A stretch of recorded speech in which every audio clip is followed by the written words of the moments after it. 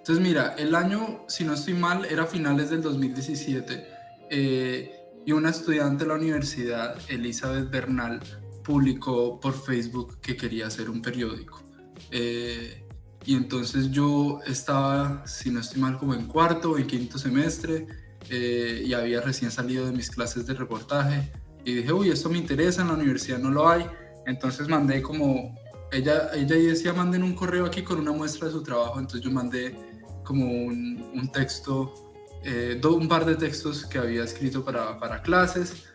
No, literal, vi una publicación en Facebook que decía como, hola, ¿alguien quiere hacer un periódico? Y pues me uní, le escribí a esa persona y dije, hola, yo quiero hacer un periódico. Y empezamos a fundar el Unión Andino. Esa persona se llamaba Elizabeth Herrera, se llama, no está muerta.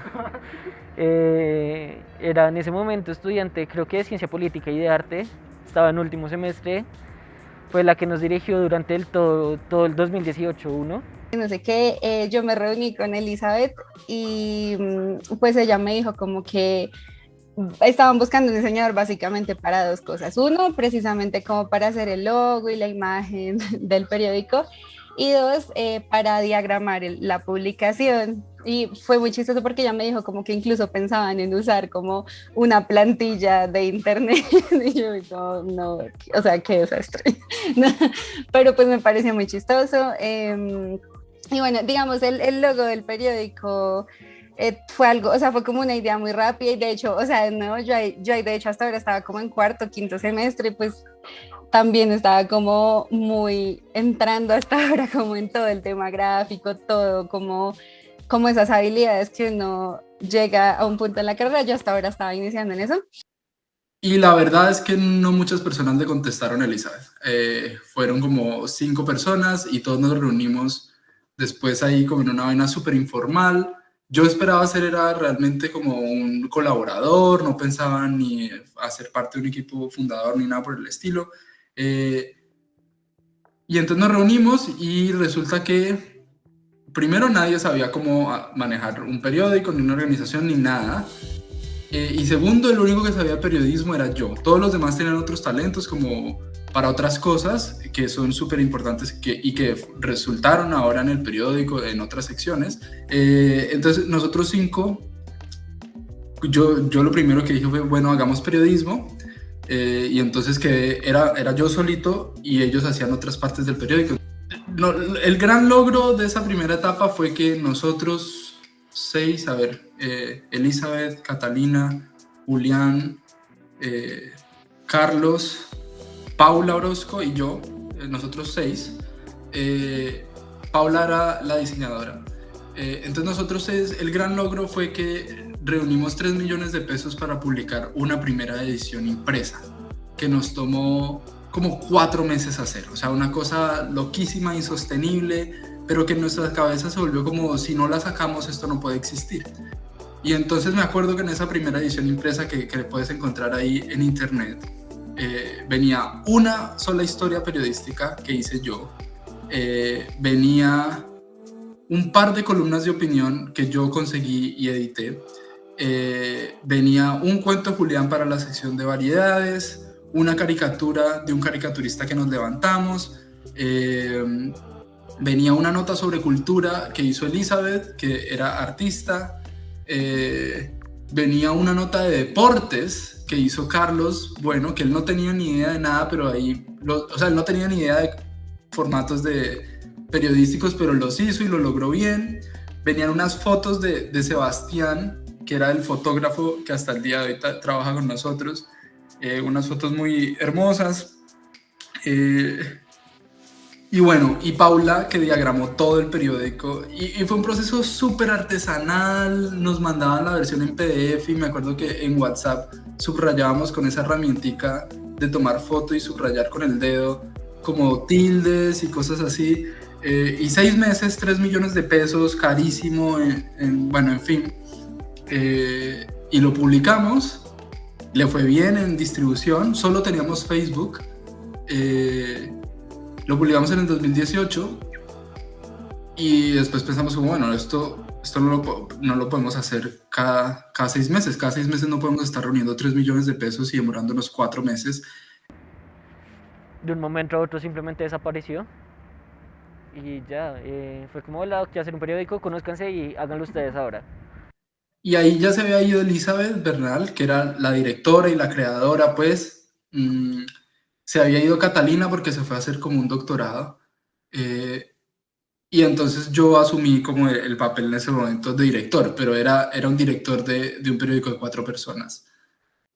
Y entonces ahí ya empezamos a trabajar y hubo un momento en donde logramos un buen ritmo, en donde publicamos una cosa a la semana, por ejemplo.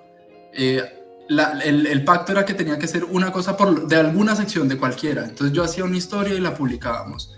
Y así lo íbamos sacando. Y yo pues seguía en mis cursos de periodismo y era monitor de cursos de periodismo, entonces yo empezaba a fichar gente. Entonces yo veía gente en las clases que me parecían que eran buenas y les decía, oye, estoy buscando gente para el periódico, y les mandaba correos y les escribía. Yo molesté como a la mitad de la gente de la opción en periodismo para que se juntaran y la mayoría me dijo que no, pero un par de personas me dijeron que sí. Entonces, por ejemplo, Sara Celi, que era amiga mía, y estudia matemáticas, si es que no lo terminó ya. Yo estudié física, entonces, digamos, nos conocíamos de ahí, pero además ella hacía la opción en medios y le interesaba mucho la radio, por ejemplo. Entonces yo le dije, bueno, primero vente como periodista, y luego más adelante la convertí en la directora de podcast, en donde, por ejemplo, actualmente trabaja y ya se producen unos podcasts maravillosos con muchísima más frecuencia, pero bueno, ya llegaremos allá. Y así también fue que conseguí a Susana Echavarría, y en un momento, un punto de inflexión en donde el periódico se acabó, que fue que hicimos una convocatoria, necesitábamos un montón de gente, y no aplicó nadie. Pues aplicaron como 3 personas a columnas de opinión. Y de hecho éramos tan pocos que en un punto, pues a mediados del 2019 pensamos que ya el proyecto no iba más y que pues no había como mucho futuro para el Uniandino. Y entonces yo dije, bueno, esto no le interesa absolutamente a nadie y estamos perdiendo el tiempo, y cada vez dejamos de cumplir el pacto de publicar una vez a la semana, y me dejaron de contestar. Carlos, Julián, Paula dejaban de contestar, especialmente Paula. Pero después noté que eso es algo de los diseñadores. Bueno, el caso. No, es cierto. Sí, pues es que yo siento que era como por el tema que te digo, que yo sentía que no estábamos yendo a ningún lado, como que yo sentía que ahí todavía le faltaba cuajar mucho al periódico. Y es que además lo que sucedió es que cuando, o sea, ese primer semestre que sacamos esa primera edición, pues yo me contactaba siempre con Elizabeth, y pues Elizabeth era la que me contaba todos los temas, todo lo que había que hacer, bla. Y de la nada, en vacaciones, la vieja solo me dejó de hablar, se desapareció, yo no sabía. Y yo dije, ah, no, pues se murió esto, o sea, como que... Y ya después como que el primero que trató de contactarme fue como Carlos, y Carlos me decía, no, mira, hay que hacer esto, necesitamos esto, y yo, bueno, lo hacía de una. Pero no sé, yo sentía, digamos, de hecho nosotros tuvimos un primer departamento de diseño como ese año, es que no me acuerdo si fue en 2018 o 2019, pero no sé qué pasó, o sea, yo de verdad, yo digo, ¿qué pasó con toda esa gente? Porque eran como 5 personas y pues yo como liderando, pero ahí tengo como un lapsus mental, no sé, porque yo siento que ahí pasó lo que te dije, como que yo siento que nadie estaba muy comprometido, o bueno, pues yo siento que Alejandro, Carlos y Julián sí siempre estuvieron ahí full de corazón, pero pues digamos, 3 personas no arman un periódico solas, o sea, era muy difícil comprometer a la gente, precisamente. Ese fue Alejandro hablando en mi cabeza, porque, o sea, así como que el man de verdad decía que lo más importante era como tener gente comprometida, y pues sí. Después de que pasó como un mes en esa dinámica y que nadie respondió a la convocatoria, entonces tuvimos una reunión y dijimos, bueno, esto no funcionó, fue todo muy lindo, pero pues hay que cerrarlo. Siento que en parte el periódico no funcionó al principio por eso, porque literal era como simplemente, hola, quiero una nota de esto, hola, mira, estoy haciendo esta cosa, te la mando y la publicamos y ya. Luego empezamos como a trabajar más en esa integración, en cómo hacer que la gente se quede, cómo hacer que la gente se comprometa y haga las cosas con las que se compromete. En cuanto al periódico, ¿qué más puedo decir? La financiación siempre fue un problema, sobre todo al principio, que no, o sea, nos tocó vender boletas, hacer un poquitón de cosas, incluso gente del periódico el anterior editor de Cultura y el anterior director creo que también tuvieron que poner plata de sus bolsillos para financiar la primera edición. Y antes de cerrarlo, Susana, que era recién llegada, y yo publicamos un reportaje que se llama Cuando ser pilo no paga. Y era la historia de unos becarios de Ser Pilo Paga que habían tenido problemas en su carrera y no iban a poder cumplir con las condiciones del préstamo de Ser Pilo Paga, y por culpa de eso entonces no se iban a poder graduar y además iban a quedar debiéndole al Estado todo lo que le habían prestado más intereses. Entonces era una especie de escenario pesadilla en donde estos estudiantes que eran de bajos recursos nos venían a la Universidad de los Andes, no solo no se graduaban, sino que además quedaban debiendo plata con intereses.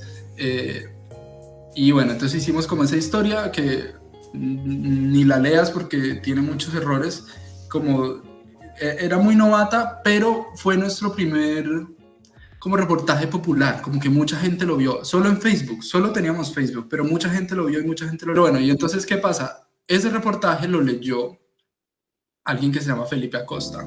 Yo en ese momento era representante de la Facultad de Ciencias Sociales y yo empecé a escuchar que habían estudiantes intentando fundar un periódico. Una de ellas era de mi misma facultad y estudiaba Ciencia Política, Elizabeth, y estaba junto con otra persona que era Alejandro Lozada de Física. Entonces como que me pareció interesante, le escribí a Elizabeth porque en ese momento pues como que a mí me interesaba mucho conocer las iniciativas de la universidad y ellos me contaron como que, todas las ideas que tenían, todo lo que querían hacer, como que a mí me pareció fabuloso como el proyecto y como la motivación que tenían. Cuando dijeron que se llamaba El Uniandino, a mí me pareció que era el nombre, ese debía ser el nombre del periódico de la Universidad de los Andes, como que era un nombre demasiado como corto, directo y que claramente iba a calar bien como en la institución. Y después, bueno, yo termino mi periodo en la representación como representante de Ciencias Sociales, estoy un semestre como en otras cosas y no vuelvo a escuchar casi el periódico, entonces busco como en las redes de ellos, veo que hicieron como un intento de recolecta como para recoger fondos, como que no funcionó y se quedaron como quietos. Y cuando nosotros publicamos que nos íbamos, nosotros sacamos una editorial, dijimos, bueno, vamos a cerrar el periódico. Felipe Acosta, que en ese momento era un estudiante más, nos escribió. Y para que te hagas una idea, Felipe Acosta es muy bueno organizando cosas. Él organizó como el debate, el debate universitario más grande de Latinoamérica, y él se levanta plata de un montón de lugares y tiene mucho poder de convocatoria y de organización, y él logra que las cosas funcionen. Entonces yo me acuerdo que en ese momento yo ya estaba trabajando en una empresa, haciendo mis cosas, solo con nostalgia del periódico, y él me escribió y empezamos a hablar y me dijo, oigan, ¿por qué cerraron? Esto a mí me parece súper importante. Entonces, después yo voy a entrar al Consejo Superior de la Universidad de los Andes como representante y les escribo y me reúno con Alejandro Lozada. Él me cuenta pues que el periódico como que paró y yo pues como que me sorprendió. Yo no esperaba que un periódico pues con tanto potencial pues se detuviera de esa forma. Entonces les pregunté y gran parte de los motivos fue la falta de recursos. Yo todavía creo que eso no era tan así, yo creo que de verdad como que tenían mucho como que estaban muy concentrados en querer tener una edición impresa y no se basaron tanto en lo digital, y pues con falta de recursos pues no se pudo hacer la edición impresa, y pues por eso. Pero que realmente el equipo base, que fue el que logró revivir este proyecto, ahí estaba, y realmente la motivación ahí estaba y todo estaba ahí. Mi papel fue más como motivarlos a volver a iniciar. Y una vez nos encontramos por la universidad y hablamos un largo rato, y ahí decidimos traer al Uniandino de regreso. En ese momento pues entra el rector Alejandro Gaviria, entonces yo apenas llegué al Consejo Superior le presenté la propuesta: quiero que revivamos este periódico, quiero que tenga financiación, quiero que no esté ligado a ninguna de las facultades, sino que esté directamente con la rectoría, y que le demos lo suficiente para que pueda funcionar. Entonces, él hizo lo que mejor sabe hacer y se creó toda una campaña de expectativa gigantesca. El rector como que le gustó la idea, empezamos como suavecito, como que listo, veamos cómo podemos financiar una primera edición. Y junto a mi novia, Sara Barón, ella nos ayudó a pensarnos una campaña de relanzamiento. Entonces él estuvo como muy estresado intentando pensar como cuál debía ser la campaña para revivir el periódico. Estaba en mi casa una noche y dijo como auxilio, mañana tengo reunión del periódico y no se me ha ocurrido nada. Y yo me senté con él y fue como, oye, ¿qué tal si nos ponemos bien densos y ponemos un montón de carteles en la universidad hablando mal de los uniandinos y generamos debate? Porque si la idea de que existe un periódico es generar debate, que se confronten como diferentes ideas, pues pongamos cosas polémicas. Y él dijo, uy, me encanta. Y esa campaña de relanzamiento fue un éxito porque fue muy disruptiva, entonces era Los uniandinos son.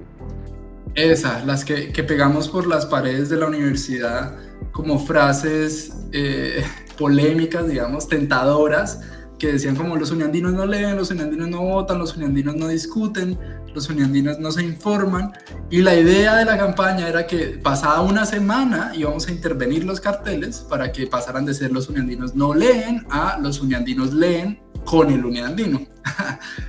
Y esa campaña generó mucho ruido y como que fue el mejor relanzamiento que pudimos hacer, porque todo el mundo centró su atención en qué es el uniandino, porque la gente está hablando de esto. Esa fue la famosa campaña que terminó rompiendo la gente en los periódicos, rayándolos, como ¿qué carajos es esto? Lo odio, ¿quién es el uniandino? Eso, entonces funcionó. Y entonces, bueno, creamos toda esta campaña, reformamos la página, que esta vez ya no la diseñé yo, sino que la diseñó Paula, que sí sabe de diseño. Entonces quedó bonita, armamos una convocatoria mucho más organizada, mucho más estructurada y lo lanzamos. Entonces lanzamos la cosa de expectativa y la idea era dejarla una semana y no pudimos dejarla ni 2 días porque la gente se puso furiosa. O sea, bueno, unos se pusieron furiosos, otros. Fue como un experimento que no pretendíamos hacer, entonces muchos decían que era injusto, que no podían generalizar, otros nos decían sí, este es el típico uniandino, hay que salir de su zona de confort, y entonces empezaron a arrancar los carteles y a tacharlos, una reacción bastante interesante. Cuando entrábamos a la universidad, en la campaña que hicimos y veíamos como todo tapizado con el uniandino, eso fue raro porque literal yo estuve cuando probamos el logo, cuando comenzábamos el periódico, cuando estábamos buscando gente, entonces fue como raro, fue una sensación extraña como de nostalgia y a la vez de orgullo por el periódico. Entonces no alcanzamos ni siquiera a intervenirlos y nos tocó salir a publicar diciéndoles como, hicimos ahí una pequeña reflexión y dijimos como no, éramos nosotros, sin querer hicimos como este experimento. Pero igual esperen eso de nosotros, que vamos a publicar cosas incómodas, cosas que le pregunten de frente a los directivos, que le pregunten de frente a los estudiantes, a los profesores, a la gente de la comunidad universitaria. Esperen eso de nosotros y ahí les vamos más o menos. Con el apoyo, hay que decirlo, del rector Alejandro Gaviria, que la rectoría pagó, por ejemplo, por esos carteles, porque Alejandro Gaviria, ex rector, por lo menos públicamente creía mucho en los medios y en la importancia de los medios y su promesa la mantuvo, eso hay que decirlo. Con esa ayuda y con esa publicidad tuvimos nuestra primera tanda ya gigantesca y pasamos de nosotros 4 a tener a 100 o 200 personas interesadas y pues ahí tocó hacer un filtro gigantesco y ya quedamos con un equipo grande distribuido en un montón de secciones. Lo que sucedió en el 2020 fue un crecimiento impresionante, o sea, nosotros pasamos de tener 10 personas a tener 50, a tener 100. Entonces, pues el tema del 2020 fue un tema sobre todo de resurgimiento, pero también de un crecimiento muy, muy grande.